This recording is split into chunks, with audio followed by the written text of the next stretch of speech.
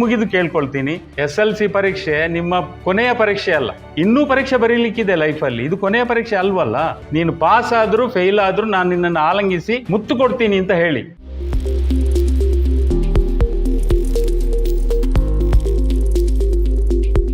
ಈ ದಿನ ಡಿಜಿಟಲ್ ಮಾಧ್ಯಮಕ್ಕೆ ಸ್ವಾಗತ.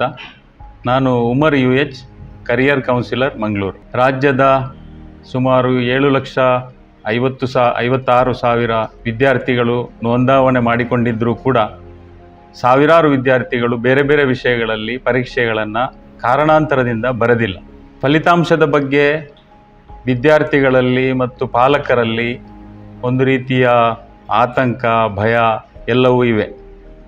ಇದಕ್ಕೆ ಕಾರಣ SSLC ಪರೀಕ್ಷೆಯನ್ನು ಒಂದು ಪ್ರಮುಖ ಪರೀಕ್ಷೆಯಾಗಿ ಪರಿಗಣಿಸಿರುವುದು ಮತ್ತು SSLCಯಲ್ಲಿ ಒಳ್ಳೆಯ ಅಂಕ ಪಡೆದರೆ ಮಾತ್ರ ಭವಿಷ್ಯವನ್ನು ರೂಪಿಸಬಹುದು ಎಂಬ ಒಂದು ತಪ್ಪು ಕಲ್ಪನೆಯನ್ನು ನೆಚ್ಚಿಕೊಂಡಿರೋದು ಅಥವಾ ಈ ತಪ್ಪು ಕಲ್ಪನೆಯಲ್ಲಿರೋದು.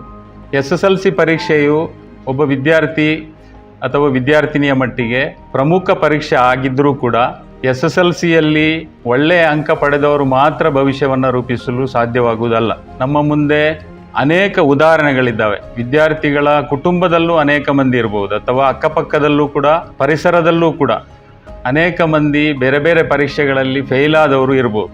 ಅವರು ಕೂಡ ಉತ್ತಮ ಭವಿಷ್ಯವನ್ನು ರೂಪಿಸಲು ಸಾಧ್ಯ ಎಂಬುದನ್ನು ಸಾಬೀತುಪಡಿಸಿದ್ದಾರೆ. ನಮ್ಮ ಸಚಿನ್ ತೆಂಡೂಲ್ಕರ್ ಇದ್ದಾರೆ, ಅವರು SSLCಯಲ್ಲಿ ಫೇಲ್ ಆಗಿದ್ದರು. ಆದರೆ ಅದ್ಭುತವೆಂದರೆ ಮಹಾರಾಷ್ಟ್ರದ ಹೈಸ್ಕೂಲ್ ವಿದ್ಯಾರ್ಥಿಗಳು ಸಚಿನ್ ತೆಂಡೂಲ್ಕರನ್ನು ಒಂದು ಪಾಠವಾಗಿ ಓದಬೇಕು.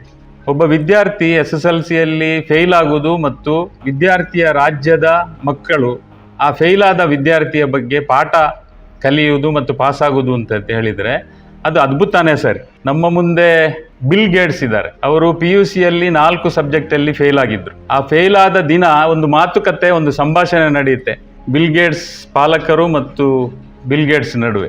ಬಿಲ್ ಗೇಟ್ಸ್ ನೀಡಿರುವ ಉತ್ತರ ಏನು ಅಂತ ಹೇಳಿದರೆ, ಅಮ್ಮ ಅಥವಾ ಅಪ್ಪ, ನಾನು ದಡ್ಡನಲ್ಲ. ನನ್ನ ಸಮಸ್ಯೆ ಏನು ಅಂತ ಹೇಳಿದರೆ PUCಯಲ್ಲಿ 6 ವಿಷಯ ಕಲೀಲಿಕ್ಕಿತ್ತು, ಅದರಲ್ಲಿ 2 ವಿಷಯ ನನಗೆ ಅರ್ಥ ಆಗಿತ್ತು, 4 ಪಠ್ಯ ನನಗೆ ಅರ್ಥ ಮಾಡಿಕೊಳ್ಳಲಿಕ್ಕೆ ಸಾಧ್ಯ ಆಗಲಿಲ್ಲ. ಆ ಕಾರಣಕ್ಕಾಗಿ ನಾನು ಫೇಲ್ ಆಗಿದ್ದೇನೆ ವಿನಃ ನಾನು ನನ್ನ ಬದುಕಿನಲ್ಲಿ ಫೇಲ್ ಅಂತ ಅರ್ಥ ಅಲ್ಲ. ನಾನು ಯಾರು ಎಂಬುದನ್ನು ಇಡೀ ಜಗತ್ತಿಗೆ ಮತ್ತು ನಿಮಗೆ ತೋರಿಸ್ಕೊಡ್ತೀನಿ ಅಂತ ಚಾಲೆಂಜ್ ಹಾಕಿದ್ರು. ಮತ್ತು ಜಗತ್ತಿನ ನಂಬರ್ 1 ಶ್ರೀಮಂತ ಆದರು ಬಿಲ್ ಗೇಟ್ಸ್. ಸಚಿನ್ ತೆಂಡೂಲ್ಕರ್ ಕೂಡ ಒಬ್ಬ ಕ್ರಿಕೆಟಿಗರಾದರು, ರಾಜ್ಯಸಭಾ ಸದಸ್ಯರಾದರು. ಸೊ ಇದನ್ನು ಯಾಕೆ ಇಲ್ಲಿ ಹೇಳ್ತಾ ಇದ್ದೀನಿ ಅಂತ ಹೇಳಿದರೆ, ನಾಳೆ ಏನು ಫಲಿತಾಂಶ ಬರುತ್ತೆ ಅದರಲ್ಲಿ ಅನೇಕ ಮಕ್ಕಳು ಫೇಲ್ ಆಗ್ಬೋದು, 1-2 ವಿಷಯಗಳಲ್ಲಿ ಫೇಲ್ ಆಗಿರ್ಬೋದು. ಅಥವಾ ಕೆಲವು ವಿದ್ಯಾರ್ಥಿಗಳು, ಸಾವಿರಾರು ವಿದ್ಯಾರ್ಥಿಗಳು, ಸುಮಾರು 26,000 ವಿದ್ಯಾರ್ಥಿಗಳು ಕೆಲವು ವಿಷಯಗಳ ಪರೀಕ್ಷೆ ಬರೆದಿಲ್ಲ ಈ ವರ್ಷ. ಅದಕ್ಕೆ ಬೇರೆ ಬೇರೆ ಕಾರಣಗಳಿವೆ, ಬರೇ ಹಿಜಾಬ್ ಅಥವಾ ಶಿರವಸ್ತ್ರದ ಕಾರಣ ಅಲ್ಲ. ಈ ವರ್ಷ ಆನ್ಲೈನಲ್ಲಿ ಕ್ಲಾಸ್ ಇತ್ತು. ಕೊರೋನಾ ಅವೈಜ್ಞಾನಿಕ ಲಾಕ್ಡೌನಿಂದಾಗಿ ವಿದ್ಯಾರ್ಥಿಗಳು ಶಾಲೆಯ ಸಂಪರ್ಕವನ್ನು ಕಳ್ಕೊಂಡು ಮನೆಯಲ್ಲಿದ್ದು ಆನ್ಲೈನಲ್ಲಿ ಪಾಠ ಕಲ್ತಿರುವ ಕಾರಣಕ್ಕಾಗಿ ಗಣಿತ ಅಥವಾ ವಿಜ್ಞಾನದಂಥ ವಿಷಯಗಳನ್ನು ಅವರಿಗೆ ಅರ್ಥ ಮಾಡಿಕೊಳ್ಳಲಿಕ್ಕೆ ಸಾಧ್ಯ ಆಗಲಿಲ್ಲ. ಆ ಭಯದಿಂದ ಅವರು ಪರೀಕ್ಷೆ ಬರೀಲಿಕ್ಕೇ ಹೋಗಿಲ್ಲ ಎಕ್ಸಾಮ್ ಹಾಲಿಗೆ. ಸೊ ಈ ಎಲ್ಲ ಕಾರಣಗಳಿಂದ ಪರೀಕ್ಷೆಯಲ್ಲಿ ಈಗ ಅಬ್ಸೆಂಟ್ ಅಂತ ರಿಸಲ್ಟ್ ಬರುವ ವಿದ್ಯಾರ್ಥಿಗಳು ಅಥವಾ ಕೆಲವು ವಿಷಯಗಳಲ್ಲಿ ಫೇಲ್ ಆಗ್ತಾ ಇರುವ ವಿದ್ಯಾರ್ಥಿಗಳಿಗೆ ನನ್ನ ಕಿವಿ ಮಾತು ಏನು ಅಂತ ಹೇಳಿದರೆ, ನೀವು ಭಯಪಡುವ, ಧೃತಿ ಕೆಡುವ ಅಥವಾ ಬಾವಿ, ಹಗ್ಗ, ಕೆರೆಯನ್ನು ಹುಡುಕುವ ಅಗತ್ಯ ಇಲ್ಲ. ನಿಮ್ಮ ಭವಿಷ್ಯವನ್ನು ಹುಡುಕಿರಿ, ನಿಮಗೆ ಇನ್ನೂ ಭವಿಷ್ಯ ಇದೆ. SLC ಪರೀಕ್ಷೆ ನಿಮ್ಮ ಬದುಕಿನ ಕೊನೆಯ ಪರೀಕ್ಷೆ ಅಲ್ಲ ಮತ್ತು ಮೊದಲ ಪರೀಕ್ಷೆ ಕೂಡ ಅಲ್ಲ.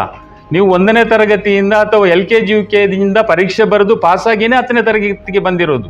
ಇನ್ನೂ ಪರೀಕ್ಷೆ ಬರೀಲಿಕ್ಕಿದೆ ಲೈಫಲ್ಲಿ, ಇದು ಕೊನೆಯ ಪರೀಕ್ಷೆ ಅಲ್ವಲ್ಲ.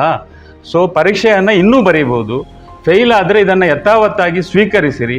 ಪೇರೆಂಟ್ಸಿಗೆ, ಪಾಲಕರಿಗೆ ನಾನು ದಯವಿಟ್ಟು ಕೈ ಮುಗಿದು ಕೇಳ್ಕೊಳ್ತೀನಿ, ದಯವಿಟ್ಟು ನಿಮ್ಮ ಮಕ್ಕಳ ಮೇಲೆ ಒತ್ತಡ ಹೇರಬೇಡಿ.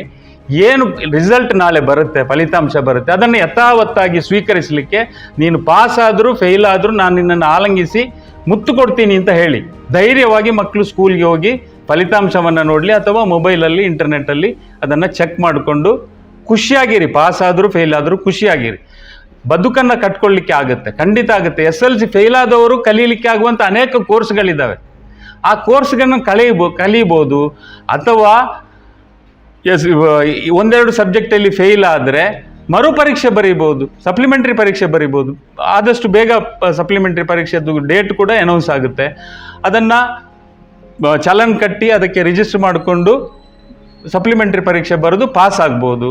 ಅಥವಾ ನಿಮಗೆ ಒಟ್ಟಾರೆ ಬಂದಿರುವ ಮಾರ್ಕ್ಸ್ ಏನಿದೆ, ಅಂಕಗಳೇನಿದ್ದಾವೆ, ಇದು ನಿಮಗೆ ತೃಪ್ತಿ ನೀಡಿಲ್ಲ, ನಿಮ್ಮ ನಿರೀಕ್ಷೆಗಿಂತಲೂ ತುಂಬ ಕಡಿಮೆ ಬಂದಿದೆ ಅಂತ ಹೇಳಿದ್ರೆ ನೀವು ಚಾಲೆಂಜ್ ಮಾಡ್ಬೋದು. ಅದನ್ನು ಟೋಟಲ್ ಮಾಡಲಿಕ್ಕೆ ನೀವು ಚಲನ್ ಕಟ್ಬೋದು.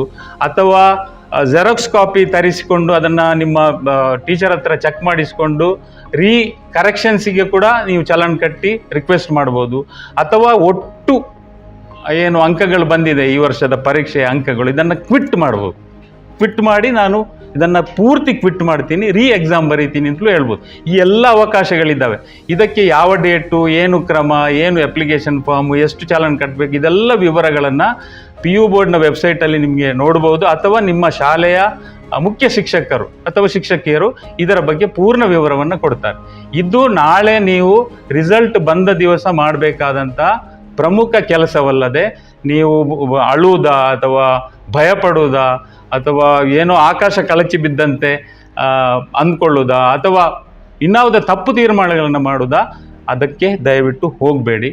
ಯಥಾವತ್ತಾಗಿ ಈ ರಿಸಲ್ಟನ್ನು ಸ್ವೀಕರಿಸಿ ನಿಮ್ಮ ಬದುಕು ಕಟ್ಕೊಳ್ಳುವ ಪ್ಲ್ಯಾನಿಂಗ್ ಮಾಡಿಕೊಳ್ಳಿ. ಇದನ್ನು ನಾವು ಮುಂದಿನ ವಿಡಿಯೋದಲ್ಲಿ ತಿಳಿಸ್ತೀವಿ.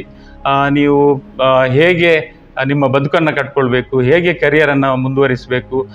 ಬರೇ ಅಂಕಗಳ ಆಟದಲ್ಲಿ ಮಾತ್ರ ಕರಿಯರನ್ನು ಕಟ್ಕೊಳ್ಳಿಕ್ಕಾಗೋದಲ್ಲ. ನಾನು ಈಗಾಗಲೇ ಹೇಳಿರುವ ಉದಾಹರಣೆಗಳ ಮೂಲಕ ನಿಮಗೆ ಮನದಟ್ಟು ಮಾಡಲಿಕ್ಕೆ ಪ್ರಯತ್ನಿಸಿದ್ದೀನಿ.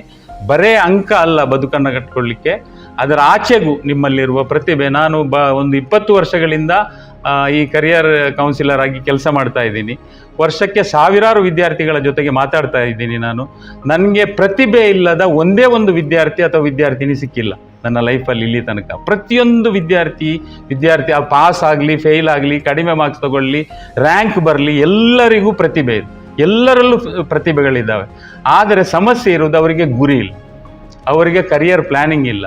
ಬದುಕಿಗೆ ಒಂದು ಗುರಿ ಇಟ್ಕೊಂಡು ಪಕ್ಕಾ ಕರಿಯರ್ ಪ್ಲ್ಯಾನಿಂಗ್ ಮಾಡಿಕೊಂಡು ಕಲ್ತರೆ ಖಂಡಿತ ಪಾಸ್ ಆದರೂ, ಫೇಲ್ ಆದರೂ, ಕಡಿಮೆ ಅಂಕ ತಗೊಂಡ್ರು, ಜಾಸ್ತಿ ಅಂಕ ತಗೊಂಡ್ರು ಬದುಕನ್ನು ಕಟ್ಕೊಳ್ಳಿಕ್ಕೆ ಆಗುತ್ತೆ, ಲೈಫಲ್ಲಿ ಸಾಧನೆ ಮಾಡಲಿಕ್ಕೆ ಆಗುತ್ತೆ. ಮತ್ತು ಸಾಧನೆ ಮಾಡೋದು ಮಾತ್ರ ಅಲ್ಲ, ನಮಗೆ ಸಾಮಾಜಿಕ ಕೊಡುಗೆಗಳನ್ನು ಕೂಡ ಕೊಡಲಿಕ್ಕೆ ಆಗುತ್ತೆ. ಇಷ್ಟು ಹೇಳಿ ಈ ಮೊದಲ ಅಂಕವನ್ನು ನಾನು ಮುಗಿಸ್ತೀನಿ. ನಮಸ್ಕಾರ.